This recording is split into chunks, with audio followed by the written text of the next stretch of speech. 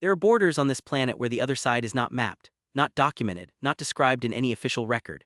These are not disputed territories. These are places where a boundary exists, where sovereignty officially begins, and where no government has ever released a full account of what lies beyond the line. Some of these zones are hidden behind bureaucracy. Others are protected by terrain so hostile that even satellite imagery provides nothing useful. A few are simply forbidden, with no explanation given and no exceptions made. Before we cross any of these lines, drop a comment right now telling us which border on Earth you would never want to cross and why. We want to see how many countries this reaches. The border at number 1 separates a nation from a zone that officially does not exist on any map published by the government that controls it, not because the land is disputed. Because acknowledging what is there would require explaining why it was built and what it contains. That explanation has never been given. Entry number 10, North Sentinel Island Maritime Boundary, Andaman Sea, India.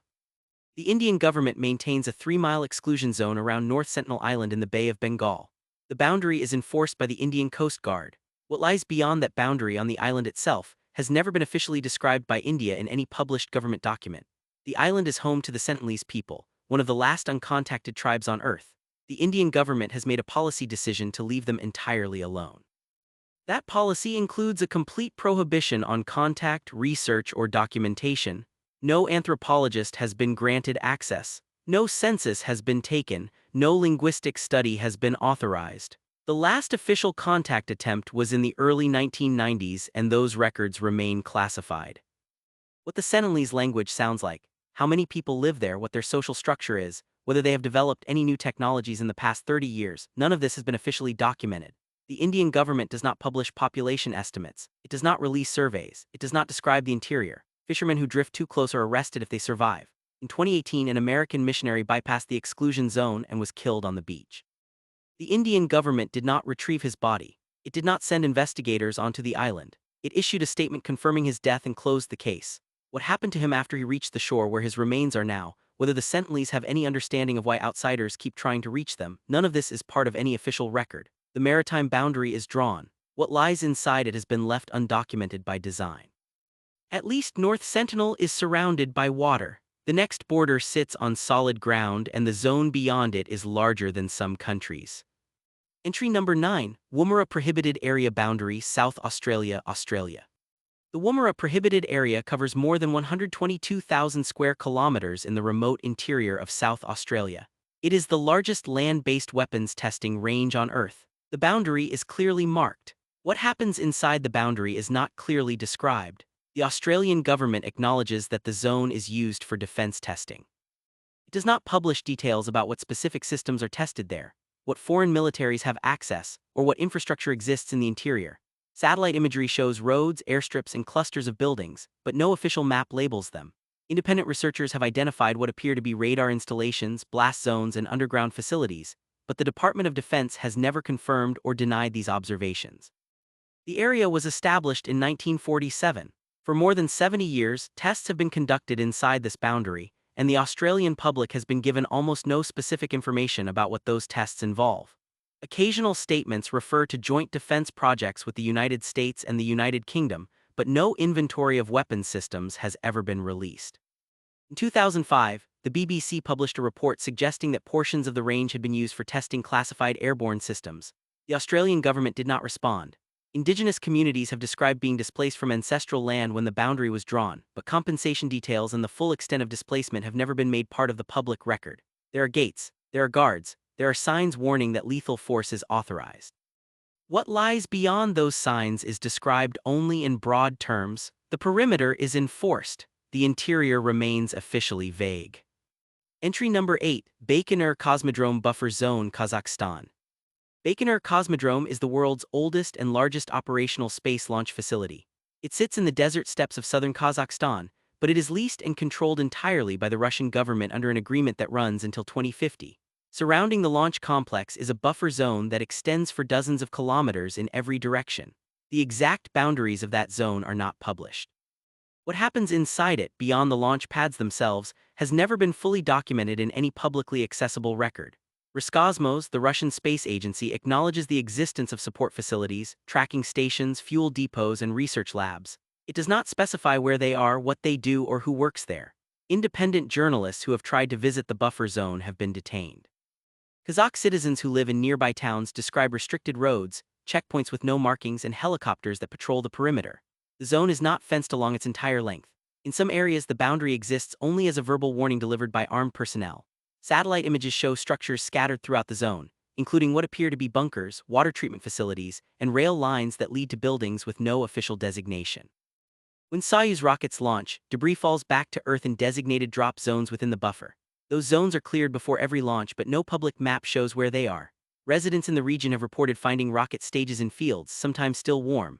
Roscosmos does not comment on these incidents. The buffer exists to protect the launch site, but what it protects the launch site from, and what activities occur within it beyond launches, remain undescribed. Entry number 7, Mount Weather Emergency Operations Center, Perimeter, Virginia, United States. Mount Weather is a mountain in the Blue Ridge Range, roughly 75 kilometers from Washington, D.C. The Federal Emergency Management Agency, FEMA, operates a facility there. The perimeter is fenced and patrolled. What lies inside the fence has never been officially described in full. The U.S. government acknowledges that Mount Weather serves as a continuity of government site, a location where federal leadership would relocate in the event of a catastrophic national emergency. It does not publish blueprints, capacity figures, or operational details. Journalists have confirmed the existence of underground tunnels, a power plant, reservoirs, dormitories, and communications equipment, but these confirmations come from leaks, not official disclosure. The facility was built in the 1950s during the Cold War. It has been upgraded continuously since then. No agency has ever released a complete description of its current capabilities. During the September 11 attacks, Vice President Cheney was briefly relocated to an undisclosed secure location.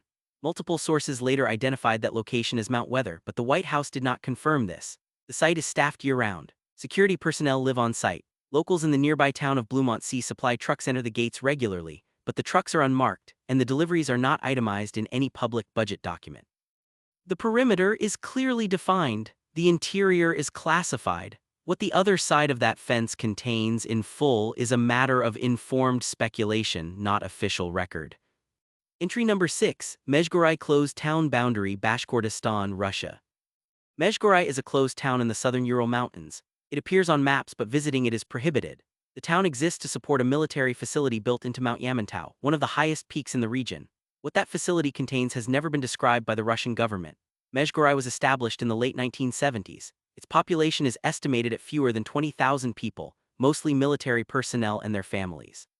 The town is surrounded by a restricted zone that extends for dozens of kilometers. No civilian is permitted to enter without authorization, and authorization is almost never granted. The U.S. government has raised questions about Mezhgorai multiple times. In the 1990s, American officials cited intelligence suggesting that the facility inside Mount Yamantau was a deep underground bunker designed to house leadership during a nuclear war. Russia denied this. It offered alternative explanations at different times, stating that the site was a mining operation, a food storage facility, a treasure repository, and a bunker for Russian leaders. None of these explanations were supported with evidence. The mountain itself is honeycombed with tunnels. Satellite imagery has captured rail lines leading into the mountain and ventilation shafts emerging from the slopes, but no official schematic has ever been released. The Russian Ministry of Defense does not comment on Mezhgorai. It does not confirm its purpose. It does not deny the existence of underground construction. The town remains closed. The facility remains undescribed. The boundary is enforced, and what lies inside it is left to inference. If you are still here, hit subscribe and turn on notifications. The rest of this list does not get lighter. A floating boundary around a nuclear plant that has never been fully mapped. A zone on the Korean peninsula where no journalist has ever been allowed. A line in the Himalayas where two nuclear powers meet and neither side will describe what their installations contain. And a border at number 1 that separates a country from a place that officially does not exist, even though tens of thousands of people live there. Entry number 5, Chernobyl Exclusion Zone, Inner Perimeter, Ukraine. The Chernobyl disaster occurred in April 1986. A 30-kilometer exclusion zone was established around the destroyed reactor shortly afterward. But inside that outer zone, there is an inner perimeter, a 10-kilometer radius around the plant itself, and what lies within that inner boundary has never been comprehensively documented. The Ukrainian government acknowledges that the inner zone contains the sarcophagus enclosing Reactor 4, as well as the other 3 reactors, cooling ponds, spent fuel storage, and contaminated equipment. It does not publish a full inventory of what remains inside abandoned buildings. what isotopes are present in what concentrations, or where the most dangerous debris was buried. After the explosion, helicopters dropped thousands of tons of sand, lead, boron, and clay onto the exposed reactor core. Much of that material is still there. Exactly how much and in what configuration is not part of any publicly available engineering document. Workers continue to enter the inner zone daily. They wear dosimeters. They follow routes marked as relatively safe. The routes they avoid are not mapped for public view. In 2016, a new containment structure called the New Safe Confinement was slid into place over the original sarcophagus.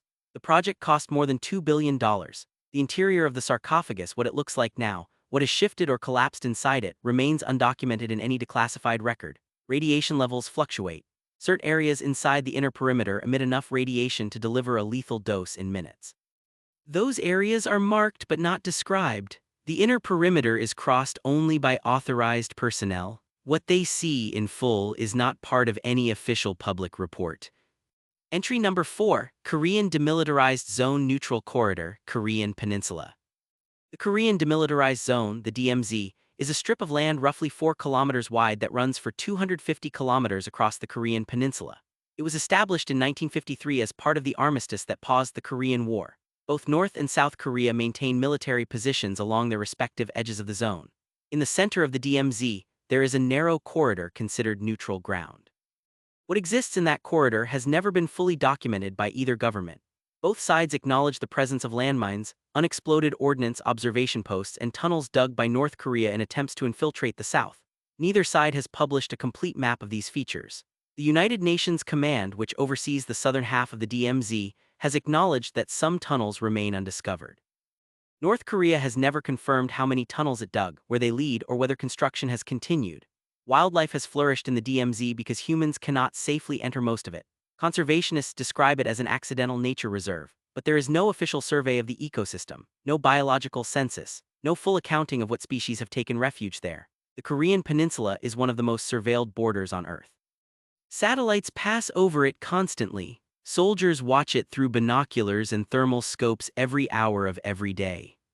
But the interior of the DMZ, the neutral corridor where neither side patrols, remains undescribed.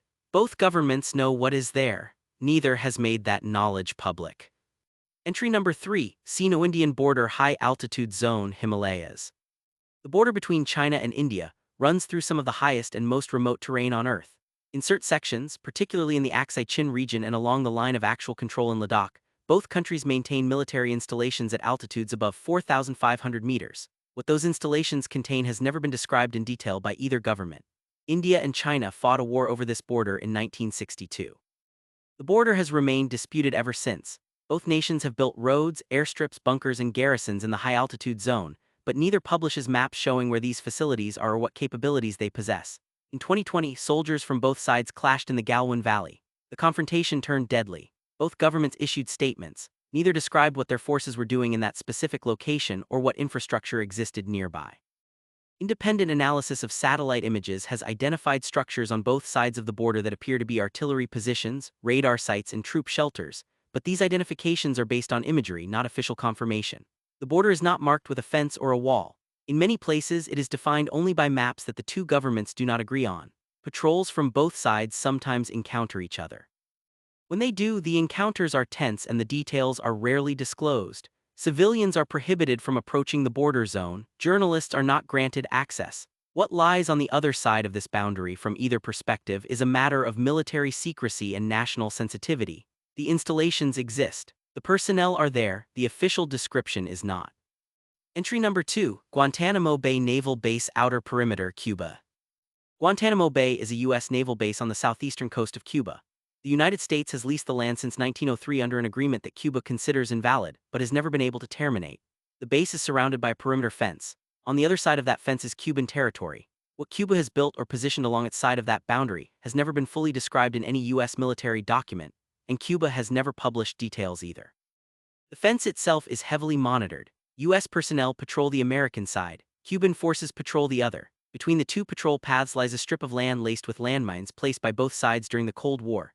No official map shows where all the mines are. Portions of the minefield have been cleared, but both governments acknowledge that live mines remain. The exact number is unknown. Cuba maintains a military presence within sight of the fence. Watchtowers, bunkers, and vehicle barriers are visible from the U.S. side, but the Cuban government does not describe their operational purpose or staffing levels. The United States does not publish intelligence assessments of Cuban defenses around the base.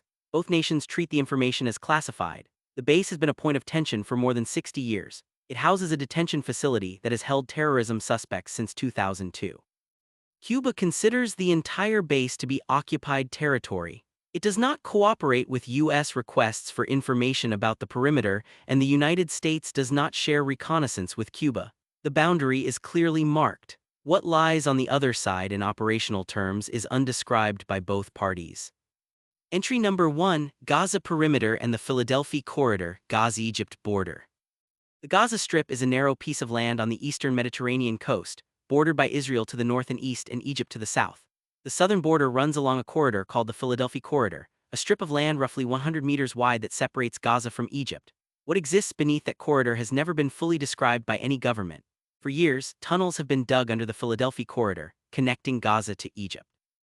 These tunnels have been used to smuggle goods, weapons, people, and money. Egypt has acknowledged the existence of tunnels. Israel has acknowledged the existence of tunnels. Neither country has ever published a full map of them. The tunnels are not static. New ones are dug, old ones collapse, some are destroyed by Egyptian or Israeli forces, others remain operational. No government has released an official count of how many tunnels exist, where they begin, where they end, or what infrastructure supports them underground. Israel maintains a perimeter fence around Gaza. That fence is monitored by surveillance systems, patrols, and automated defense technology. What those systems detect and how they respond is not part of any publicly released operational manual. Egypt controls the Rafah crossing, the only official border point between Gaza and Egypt. The crossing is frequently closed. When it is open, the processing procedures and security protocols are not published. Egypt does not describe what it knows about the tunnels on its side of the border. Israel does not describe the intelligence it gathers from its side. Both nations treat the perimeter as a security zone. Neither has officially described what lies beneath it or how deep the network goes. The boundary is one of the most monitored borders on Earth. The full picture of what crosses it and how remains undocumented in any comprehensive official record. 10 borders, 9 countries, and a single thread connecting all of them. These are not places where the boundary is uncertain. These are places where the boundary is known, enforced, and deliberately left undescribed. Some are kept secret for military reasons. Others are restricted to protect isolation or prevent harm. A few remain vague because no government wants to acknowledge what revealing the full picture would require explaining. Which border was the most disturbing to you? Tell us in the comments. The next video takes you somewhere even more isolated. And if you've made it this far, you understand why these boundaries exist in the first place. They are not random. They are not arbitrary. Each one was drawn, each one is maintained, and each one conceals something that governments have decided the public does not need to know. That decision is made by people in offices far away from these borders. They decide what information stays classified. They decide what satellite imagery gets released and what gets withheld. They decide whether a zone remains a mystery or becomes public knowledge. And in most cases, that decision is final. We will never know what the interior of Mount Yamantau truly contains. We will never see a complete map of the tunnels beneath the Philadelphia Corridor. We will never read the full technical specifications of what is tested inside the Woomera prohibited area. Not because these things do not exist. They clearly do. People work in these places, equipment operates, activities happen, but the official story, the one that governments are willing to tell, will always remain incomplete. That incompleteness is not an accident. It is a design choice. Think about how many borders you cross in your lifetime. You probably think about them as simple lines on a map, places where one country ends and another begins, but after examining these 10 locations, you should understand that borders are far more complex than that. Some are not just boundaries between nations. They are boundaries between what is known and what is unknown, between what is permitted and what is forbidden. Between the world that civilians live in and the world that exists on the other side of a fence, a perimeter, or a maritime exclusion zone. The governments that maintain these borders are not evil. They are not necessarily hiding something dangerous or immoral. In many cases, they are simply protecting information they believe is vital to national security. They are preventing access to sensitive military technology. They are protecting indigenous communities from outside contact. They are managing environmental hazards. These are in many cases reasonable goals, but reasonableness does not require complete secrecy. It does not require permanent silence. It does not require that an entire zone remain officially undescribed for decades. There is a middle ground between releasing everything and releasing nothing. Most countries simply have not chosen to walk that middle path. Instead, they have chosen to draw a line, enforce it, and never fully explain what they are protecting or why. That choice affects how we understand the world. It creates gaps in our knowledge. It allows speculation to fill spaces where facts should be. It means that even in our modern era of satellites and the internet and instant global communication, there are still places on Earth that are fundamentally unknown to most of humanity. And perhaps that is okay. Perhaps there are some things that should remain unexplored, some zones that should remain protected, some secrets that should remain secrets. But it is worth acknowledging that these places exist. It is worth understanding that the world is not as thoroughly mapped and documented as we believe. It is worth recognizing that powerful people have the ability to create zones of complete opacity, and they exercise that ability regularly. Whether that is a problem or a necessity is something you will have to decide for yourself. What we know for certain is that these borders are real. The restrictions are enforced, the silence is maintained, and somewhere behind those fences, beyond those boundaries, out in the desert or under the mountain or beneath the water, something continues. Whether it will ever be fully understood by the rest of us remains one of the unanswered questions at the edge of our mapped world. Thank you for spending this time learning about places most people will never visit and information most governments will never share. If this exploration of Earth's most mysterious borders fascinated you, please subscribe to the channel. Turn on notifications so you never miss when we venture into the unknown again. Leave a comment telling us which of these borders disturbed you the most, or if you know of another hidden zone we should investigate. Your feedback drives the direction of our research. We are already planning our next journey to places that exist in even deeper obscurity. Places where the boundaries are harder to find and the secrets run even deeper. Join us for that. See you in the next video.